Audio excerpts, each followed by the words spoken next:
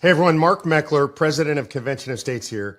You're about to watch a video that features my good friend, the late great Senator Tom Coburn. Tom went to the belly of the beast in Washington, D.C., served in the House and Senate, and never succumbed to the swamp. He was an extraordinary individual, and I had the opportunity to serve side by side with him in the Convention of States movement for the last 5 years of his life as he battled cancer. I saw up close one of the bravest, most courageous, and most principled men I'd ever met in my life, and I learned a lot from him. This video was recorded in 2019, so you might hear a few things that sound a little bit outdated, but the wisdom and the knowledge that it contains never go out of date. So watch and listen closely. This is Dr. Tom Coburn. I'm a 71-year-old retired physician who spent my first years as a businessman, taking a company and building it and selling it, and going to med school as an older student. In my early 50s, I got interested in what was happening in our country and decided to run for Congress. I actually served 10 years in the United States Senate. And I actually left 2 years before my term was up, because I've come to the conclusion that we will not fix the significant large problems of our country through Congress. They don't have the courage to do it. They won't address the difficult problems because it's always seen in light of how it will affect my next election.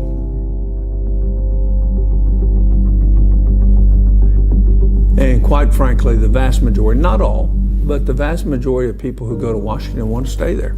They like the elevated position. They like the power strokes that they get from their constituency. And so what you see in Washington is people who routinely work to make sure that they secure their next election. And I see it completely different. You should work so you can secure the next generation and do what's in the best long-term decisions for our country. And quite frankly, I didn't see that. What I saw is partisanship. What I saw was game playing. What I saw is how do I manipulate things so I can be in a position to be here the next time I am up for election. We now have a government that has almost $23 trillion in debt, $144 trillion in unfunded liabilities. We have an out-of-control bureaucracy that, without being elected to anything, that tells us what to do, when to do, and how to do it.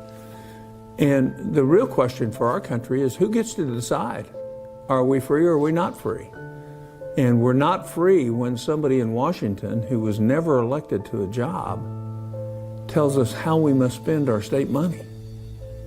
And they decided that by the rules and regulations they wrote. Congress didn't decide that, which shows another failing of Congress, in that Congress doesn't know enough about the legislation they passed to actually write the rules that they want written for it.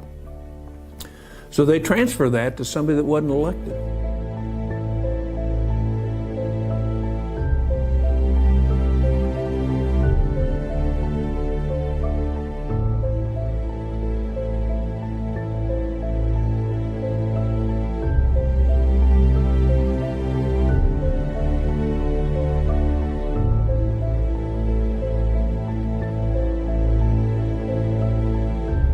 The history is all republics have died.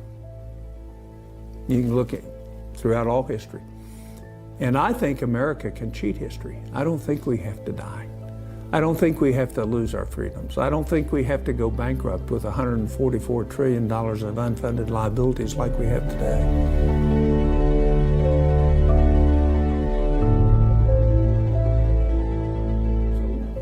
My whole goal in joining up with COS is to actually develop a program that is as big as the problem that we face in Washington, and that will actually treat the diseases of the problem rather than the symptoms. And the problem is this: the federal government's out of control. The enumerated powers are meaningless to most people in Congress. That's the constitutional part where it describes what their role is. They routinely ignore it. And consequently, we have millions of federal employees who are not elected to anything telling state agencies and individual citizens what they'll do, when they'll do it, and how they'll do it. That's not the America I was raised in. That's not the America that'll secure our future. And that's what Convention of States is about, restoring the constitutional principles our founders gave us.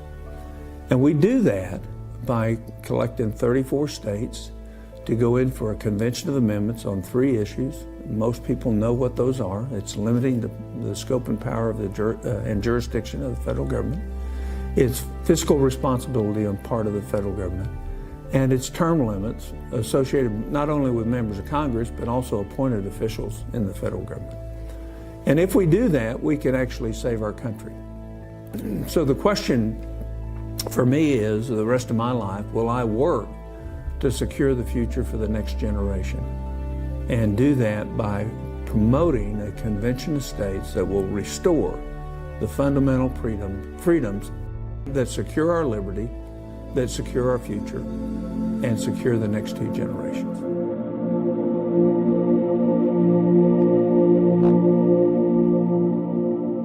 I don't think that we have a tool other than Article 5 to secure our future. You can hear everybody say, oh, it's dangerous. What is dangerous is not fixing our country when we're given a tool by our founders to fix it. What is dangerous is leaving our children exposed to hundreds and hundreds and hundreds and hundreds of billions of dollars of debt, which they'll never be able to repay, which will cause a marked decrease in standard of living. And everybody who is behind the scenes knows that's going to happen. But it's not taught, it's not talked about, because they don't want to scare people. Just remember, the money that the Federal Reserve printed in 2009, 2010, and 2011 had no material backing to it. And there's still $4 trillion of that out floating around, which ultimately is going to cause severe inflation. There's no inflation now because there's no speed with which money is consumed. The economy is healthy, but it's not that healthy. And so what will happen ultimately is we'll either see marked decrease in standard of living or hyperinflation. And there's no ands, ifs, or buts about that. That's classic economic theory, and we know that's going to happen. So I joined up with the Convention of States because it is the only solution that's big enough for the problems that we have. It will work. Our founders thought long and hard about this, and they knew that at some point in time, our federal government would be out of bounds.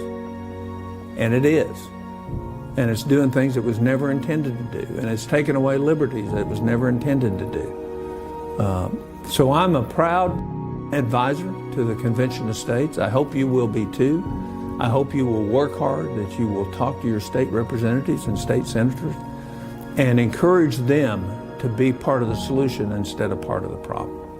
It's my hope that you'll stay tuned while Rita Dunaway takes you through a detailed analysis of how Article 5 works, how it will be approached, and the situation that we will find ourselves in when we get to a convention and what will happen there. This is Tom Coburn for COS University. Hi, I'm Rita Dunaway. I'm the National Legislative Strategist for the Convention of States Project. And now that you've gotten a really good understanding of the root of the problem that we're facing in our country, I get to tell you about the solution to that problem.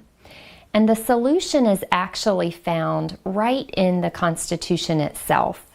Article 5 of the Constitution provides the 2 ways for amendments to be proposed and made to the Constitution.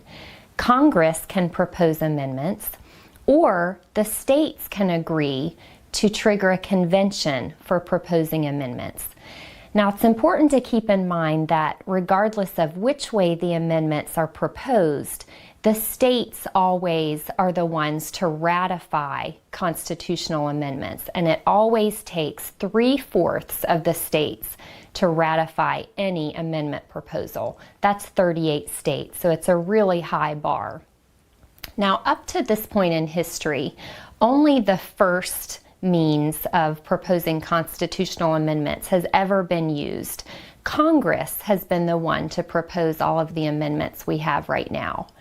But back in 1787 at the Constitutional Convention, the Founding Fathers, in their wisdom and their foresight, knew that it was likely that a day would come in history when Congress would have too much power and the people would need a recourse, a way to limit federal power. And so they provided the second means for proposing amendments in Article 5, the state-initiated means of proposing amendments. The way it works is that 2/3 of the states, so today that's 34 states, have to agree that constitutional amendments are needed on a particular topic. What they do then is to pass something that's called an application. It's really just a resolution that's passed by the state legislatures. Now that's an important point. The governors of the states have no role to play in Article 5. We're talking specifically about the state legislatures. And what they do is they pass this resolution or application for a convention to propose amendments on a specific topic. That's another important point to understand, is that if the states don't agree on the agenda for the convention, then no convention can be held. And the agenda for the convention is set forth in the state's application to have an Article 5 convention. So the Convention of States Projects application specifies 3 subject matters for amendments, and those are imposing fiscal restraints on Washington, limiting federal power and jurisdiction, and setting term limits for federal officials. That sets the agenda for the convention to propose amendments. Once 2/3 of the states, again that's 34 states, have passed a resolution or application for a convention on the same topic, Congress has what's called a ministerial duty under Article 5 to call the convention. And that just means that it sets the time and the initial place for the states to meet together and hash out the amendments they think are needed pursuant to the topic of the 34 applications. Once Congress does its duty in that regard, the states choose and instruct their commissioners to represent them at the convention. These are called the state delegations to the convention. And state legislatures, again, are the ones that have the power to do this. Now, every state can choose to send as many commissioners as it wants to make up its state delegation, but every state only gets 1 vote. And that's another important point to understand about the process. Once the state delegations have convened for the convention, that's when they do the work of debating and considering what the real problems are and how to address those problems through amendments that, in our case, would limit federal power, impose fiscal restraints, and set term limits.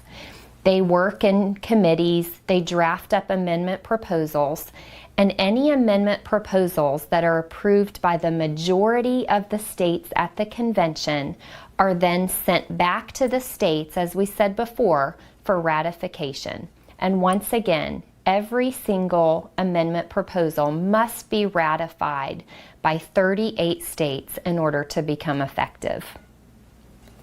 Sometimes people will ask, well, how do you know that this is how the Article 5 convention process works? Because we've never had an Article 5 convention before, and the details of the process aren't all spelled out for us in Article 5. So it's a fair question. But the reason we know how the process works is because America has a very rich history of interstate conventions. Throughout American history, even before the Revolution, the states often met together in the convention format in order to make decisions and accomplish things that needed to be done for the good of the nation. And there are a few really important things that have always been the same about the interstate convention process, of which an Article 5 convention is one type. First of all, we know that the states are the ones who always choose their commissioners and give them instructions. The states are the ones who run the show and are in control here. The commissioners act as legal agents for the states to go and do their bidding at the meeting. Secondly, we know that every state only gets one vote when it's time to vote on the decisions being made. It has never been done any other way. It is a universal precedent. One state, one vote. And finally, we know that there has never been a runaway convention.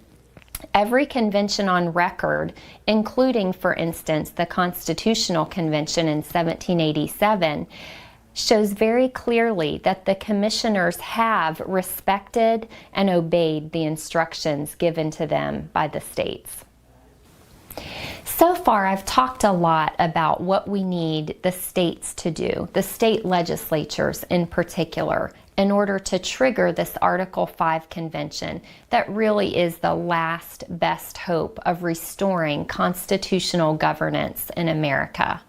But now I want to talk about you, because your role is really the most important role of all.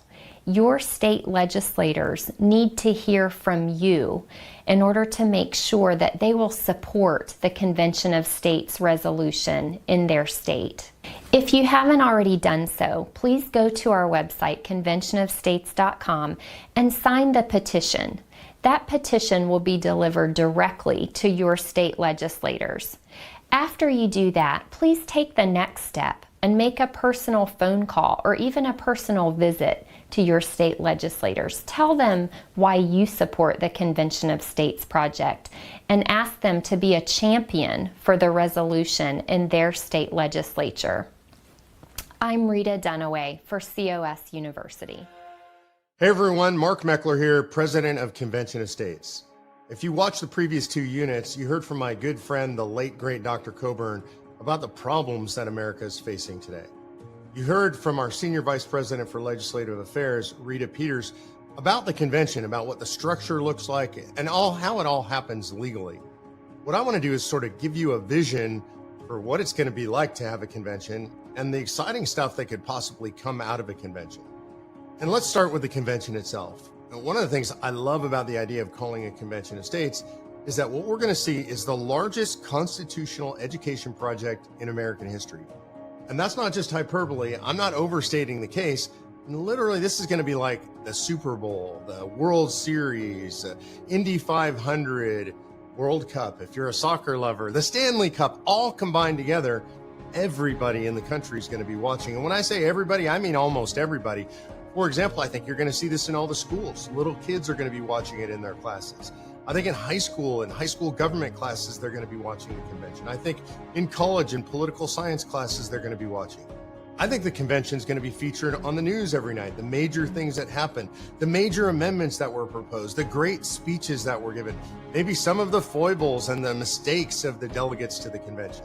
I think C-SPAN will be broadcasting it wire to wire, gavel to gavel every single day. It'll be playing in sports bars and pubs around the country. This really is going to be a huge event. It will be literally the largest political event in all of American history. What will we be talking about? What will all the commentators be talking about? I think it's going to be all over the spectrum, but what they're going to be talking about primarily is the appropriate balance of power, or lack thereof right now, between the federal government and the states. See, because the question asked by Convention of States is, who decides? And I, and probably you, think that the states should decide for themselves, that people should decide for themselves, not a big government in faraway Washington, D.C., or some unaccountable bureaucrat. So the first thing we're going to get is the greatest constitutional education program in American history. Lord knows we need constitutional education in this country. And what you're going to see in the convention, actually, as it breaks out and begins its work, is you're going to see them discussing the 3 subject matter areas that you heard Rita talking about. First, you're going to hear them talking about perhaps term limits. And when we think of term limits, over 80% of the American people are in support of term limits on Congress. And I think that's a good thing, but you're going to hear them also talking about term limits for people like bureaucrats and staffers, people that now you and I think of as the deep state. Also possibly term limits for the judiciary, This is going to be really interesting discussions because most politicians are not fans of term limits, but most regular people like you and me are. So I think this is really good to see this discussion around term limits. I don't know what comes out of it. We never know what's going to come out of it, but we do know it's going to be a robust debate. The second area we're going to see them talking about is we're going to see them talking about fiscal restraints on Washington, D.C. Now, one thing that you and I know, and it doesn't matter what year you're watching this or what month you're watching this, every year the deficit grows bigger. Every year the debt grows bigger in the United States of America. Every administration since the Washington administration, with the exception of Calvin Coolidge's administration, has grown the size and scope of government. Now, I could hear the collective gasp as I say that, because you might think, what about the great conservative Ronald Reagan? What about Donald Trump, right, who went to war against the swamp in Washington, D.C.? Well, I got to tell you, under those administrations, yep, government grew as well. And so this is a chance to talk about fiscal restraints on the federal government, things like a balanced budget amendment that requires the federal government to balance its budget every year. A lot of states, the majority of states, have these, and it's healthy. It's a healthy way to operate, and it creates the right incentives for politicians in Washington, D.C. It could be things like tax caps or spending caps tied to the growth of population in the nation or inflation. These are things that you could talk about when you're talking about fiscal restraints on Washington, D.C., and they're things that probably most Americans would support. So I think these are really healthy debates around the further fiscal health or fiscal decline of Washington, D.C., and thus our entire nation. Finally, and I think most importantly, we're going to see a discussion around the idea of limiting the scope and the jurisdiction of Washington, D.C. Now, those are terms with legal meanings, but I want to really simplify it. What it means is there's going to be a debate about Washington, D.C. and what they're allowed to do and what they're not allowed to do. I think this is really important because right now we have a federal government that's pretty much allowed to do almost anything it wants to do. It intervenes in every area of our lives, and this is certainly not what the framers intended. So, for example, we could have a legitimate debate about the Department of Education, Department of Energy, the department, say the EPA, is dealing with environmental regulations, health and human services, agencies that deal with our health. And we saw a lot of that when the country went through the quote unquote pandemic, and they imposed all kinds of restrictions and restraints on us. And they involved themselves in the most intimate details of our health decisions. And so in convention, there could actually be a debate around, say, doing away with the Department of Education. I would argue the Department of Education hasn't done our children any good. It's only harmed them. Hundreds of billions of dollars spent, test scores continue to decline. And so why do we have a Department of Education? Why are they taking money from the states, giving it to the federal government, and then the federal government gives some of it back to the states with strings attached? So we could potentially have an amendment that does away with the Department of Education. How about the EPA? The federal government was never meant to regulate the environment. Why is the federal government involved in telling you how you can use your property if you live in Oklahoma or Kansas or New York State or California or where I live in Texas? And the answer is they shouldn't be. Every one of those states has agencies that regulates all that stuff anyway. So if the citizens of the states want to regulate that stuff on their own, they can choose to do so. There's been a lot of controversy around the composition of the Supreme Court. And when liberals control the Supreme Court, conservatives don't like it, and vice versa. And in recent years, people have talked a lot about, quote unquote, packing the Supreme Court. What they mean by that is adding enough seats so that liberals can take over the Supreme Court. We could actually prevent that, and there could be a debate at this convention around the idea of limiting the number of justices on the Supreme Court to 9 justices. I'm not proposing that. I'm not saying that's the right idea or the right number, or we should even do a limitation. But I'm saying if that's something that's appealing to you, that's something that's likely to be discussed at convention. Here's another one. We have in recent years heard talk of a treaty, quote unquote, being signed potentially by the President of the United States, giving power over the health and safety of United States citizens to the WHO, the World Health Organization. It's a scary thing, giving our sovereignty to a non-state actor that's not Washington, D.C. It's not the states. And by the way, when it comes to health issues, Washington, D.C. has less power even than the states. So to take that power away from the states, give it to a foreign body, the WHO, largely controlled by China, certainly other nations, to give that power away seems really scary. And we could prevent that. That's done right now because the president signs all kinds of things that are actually treaties. He doesn't go to the Senate for approval.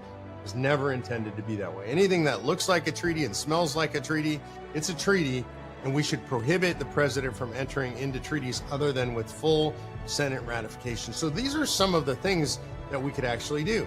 Let me throw some out that are sort of more random that you might not be thinking of that make common sense. How about a single subject rule? Now, maybe that you don't know what that is. That sounds obtuse to you. A single subject rule says that when Congress drafts a bill, it can only deal with a single subject. A lot of states have these in their constitution. It prevents things like 2,000, 3,000 page omnibus bills. It would have prevented something like Obamacare, which was a multi-thousand page bill. Nancy Pelosi famously said that we could know what's in it, we could read it after they passed it. So we need to prevent that kind of stuff, and you could do that through a single subject amendment. So there are all kinds of things that we could do. We could prevent, I think also this is important, the collusion that's going on today between big business, specifically really big tech and big pharma, and the federal government. That's one of the things really damaging our country today. We have this sort of oligarchy, a form of, I would argue, of fascism, where big business and big government are now colluding against the citizens. One way to help prevent that is you could have an amendment that prevents people who serve in the federal government, collect a federal paycheck, people who are elected or people who are bureaucrats that are hired or appointed. You could prevent them from ever becoming lobbyists. We right now have a revolving door, right?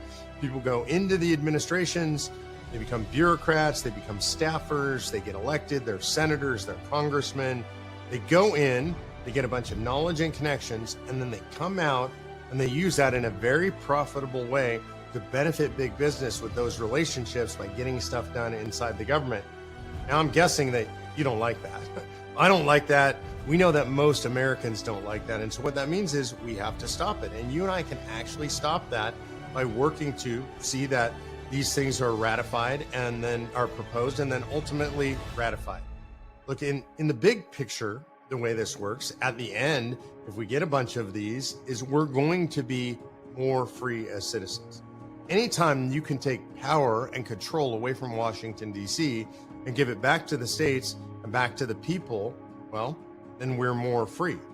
The framers told us, the founders told us that the bigger the federal government, the smaller the citizen. The smaller the government, the bigger the citizen. That was true back in 1787, 1789, when the Constitution was ratified, and it's true today.